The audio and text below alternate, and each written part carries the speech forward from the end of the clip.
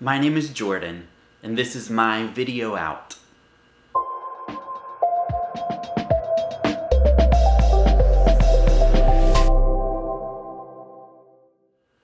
I'm from Hueytown, Alabama, and I grew up as a part of a loving family that cared for me beyond measure. They were devoutly religious and deeply conservative, and still are. And I had a great childhood. But then what nobody saw, what was happening on the inside, was devastatingly lonely and tragically unloving.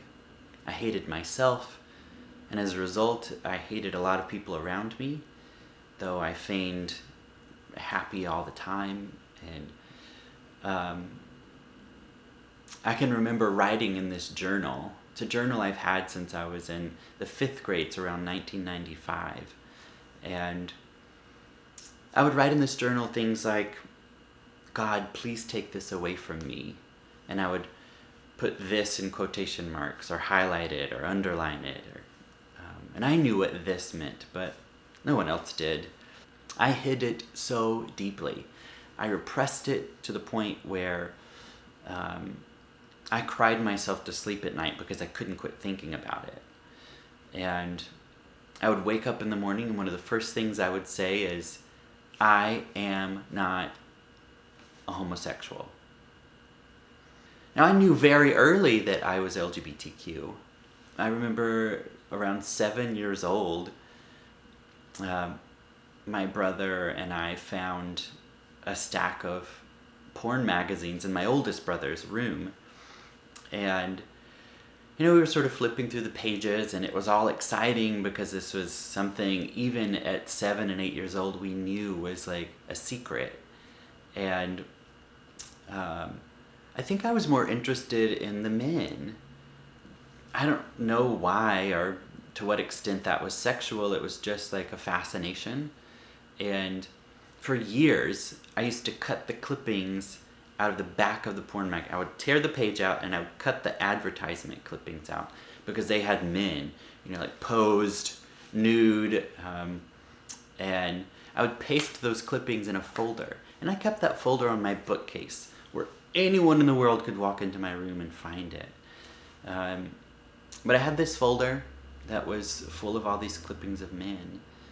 And I remember one day I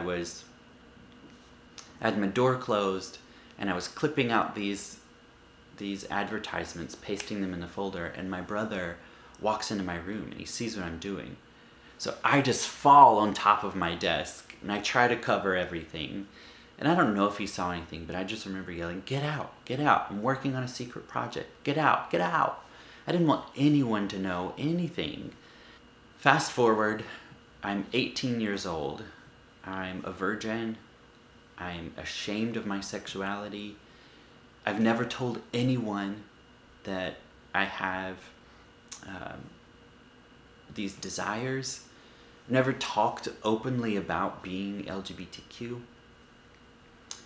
And I log on to AOL, dial up. You can hear the telephone tone sort of ringing, and I'm so nervous because I know what I'm about to do. I'm about to go on Craigslist, back when they had personal ads, and I'm going to look for someone who will meet with me, that I can talk to.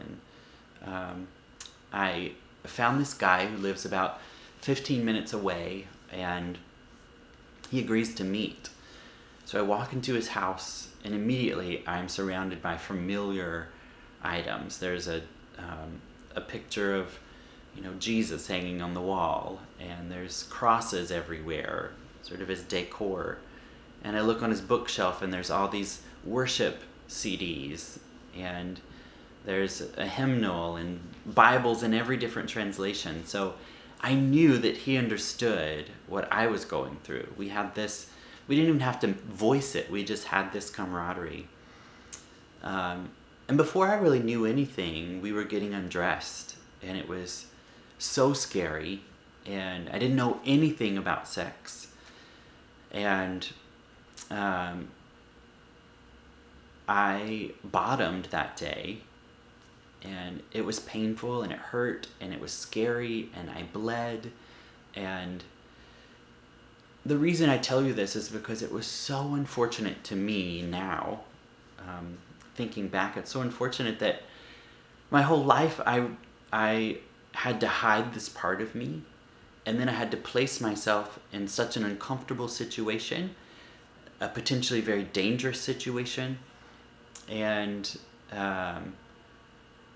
it scarred me for, months and months and months. I refused to even think about sex. After I left that day, left his house, I called my mentor, and he said, whatever you've done is fine.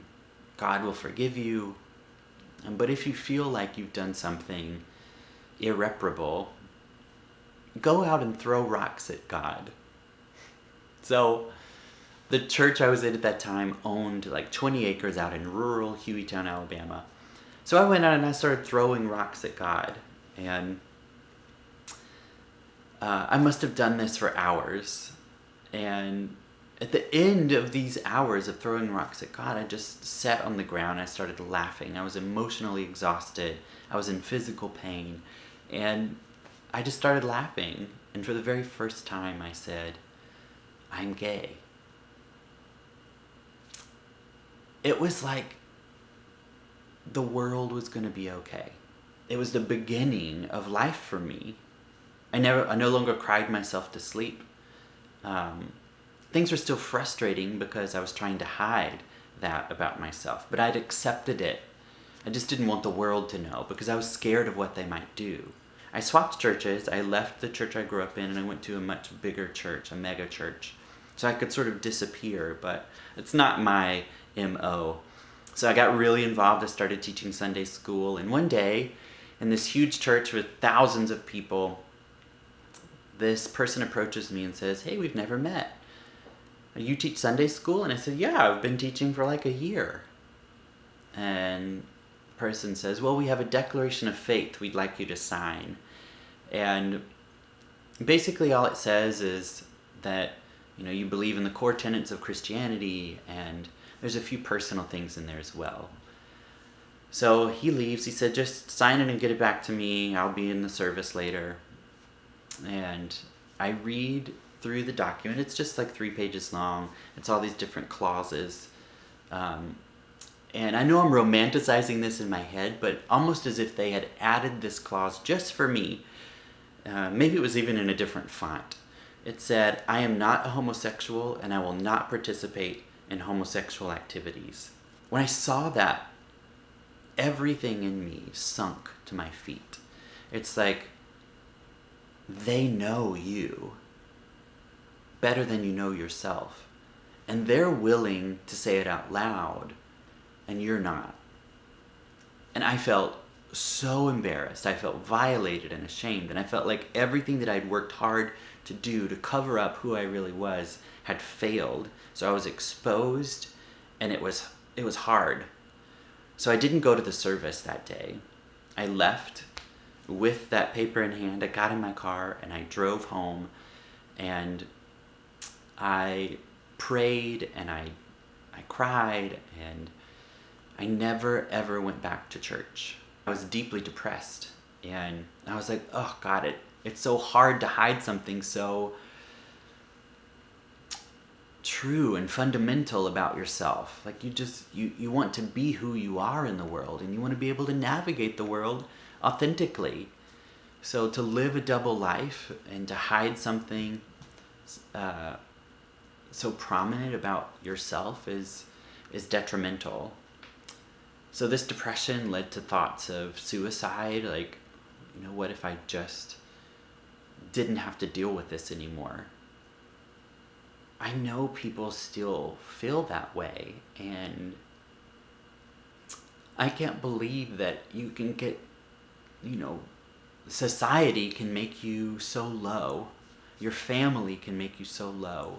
Religion can make you so low that you want to end things, that you feel like there's something broken in your life that you can't fix. so the only answer is just to end it all.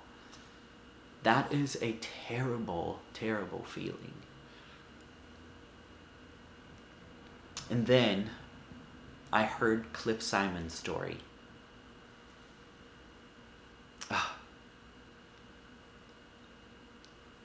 It was like I had heard truth for the very first time.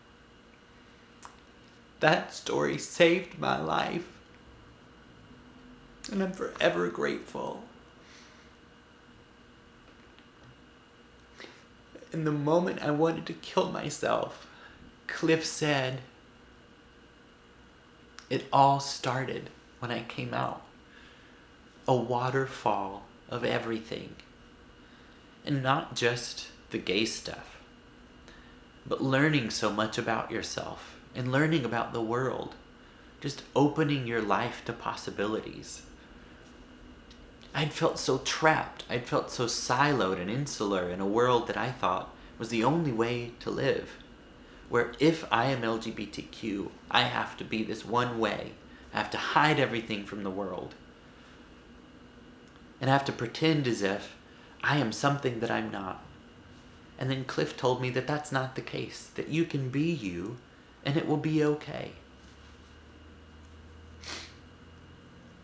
For the longest time, I identified as a cisgender gay man. I feel like my identity is much more expansive. I am more than just man. I feel like I'm woman too. And I also feel like I'm something in between. Like there's part of me who is not man. It's kind of hard to explain other than to say that the definitions that the world has given me just don't cut it. So I am me, and that is good enough. I also don't identify as gay anymore. I say that a lot. It's sort of an umbrella term. But I'm attracted to people of all different shapes and sizes and expressions and identities. And I think it's just when I was able to finally accept myself and open myself up to the world, I was able to open myself up to the possibilities of love that was much bigger than the confines that I was living in. If you're watching this video and you feel like you are alone, I love you. And I know a lot of people who will love you too. And I know that it may seem like the world isn't worth it, but you are important and you're needed.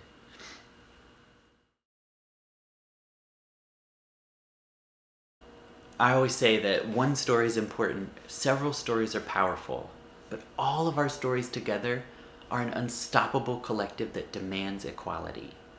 My life is LGBTQ activism because I know how devastating it was for a person like me to live in a world where equality wasn't a reality. So I will fight until the day that I die, or the day that equality is reality for all of us. If you've got a story, please reach out to VideoOut and share your story with us today. We're wielding these stories so that everyone might feel like they belong, that they are important, that they are loved, and so that the world will be a much better place.